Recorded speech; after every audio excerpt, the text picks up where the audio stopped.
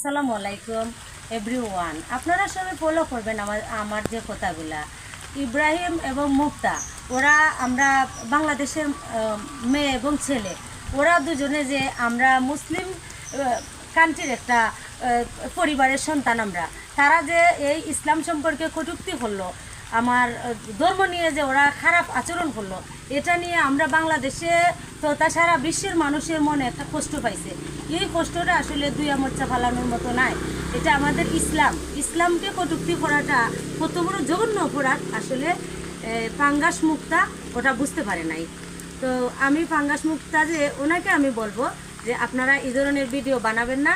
এই ধরনের ভিডিও বানাইলে সমাজ তথা সারা বিশ্বের ইসলামপন্থী লোকেরা মনের মধ্যে কষ্ট পায়। সেই কষ্টটা আসলে মুছে ফেলা যাবে না।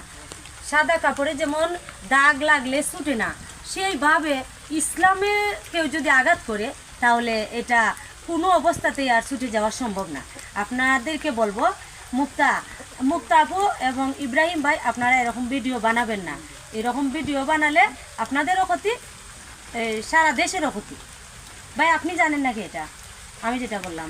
শূন্য আপনার বাস্তব ও তো হৌকা ইব্রাহিম মুক্তার উপরে ও ভিডিও করার কারণে ও যে ইসলামিক একটা ভিডিও করছেন, ইগু আমরা মুসলমান যারা আছি সকল আপনার ইগু নিয়ে আমরা উত্তেজনা, কারণ আমরা একজন মুসলমান হইয়া ইগু আমরা মান্যা নিতাম পারতাম না, আর ইগু আমরা সহ্য করতাম পারতাম না।